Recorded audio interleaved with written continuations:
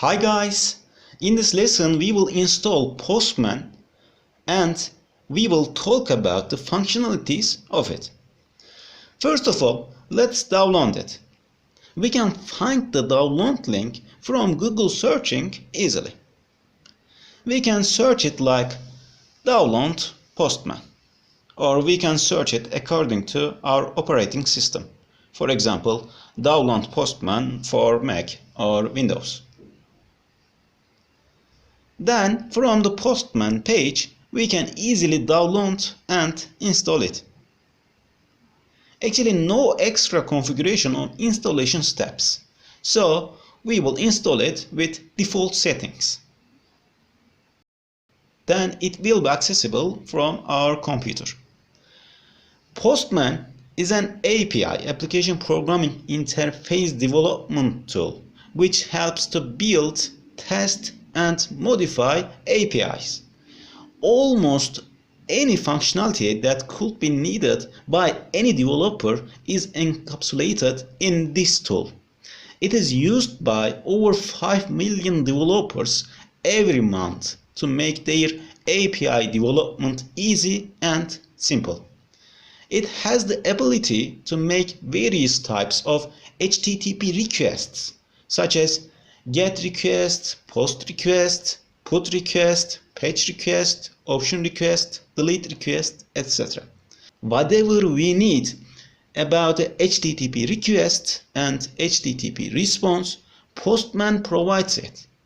Also, Postman provides saving APIs and converting the API to code for various languages like JavaScript, Python, Java, etc.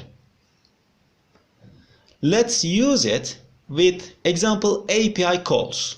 We can use the JsonPlaceholder to illustrate it. For example, we can choose our HTTP method type from the left menu.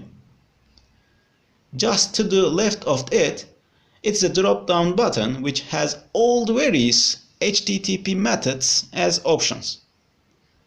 If we want to post to the URL that we have specified, we will select post. For example, let's call the JsonPlaceholder posts API. Our HTTP method will be post and our URL will be JsonPlaceholder.com posts. Now click on the send button. That's all. For example, if we want to send a post request with a form data, we can send it from the body tab. Here, Postman provides multiple options. We can send it as key value pairs, or we can send it as raw data, or we can send it as GraphQL format, etc. In most cases, we send it in JSON format. To handle it, we will choose Raw tab, then from drop-down menu we will select JSON format. Then we can send our body in JSON format.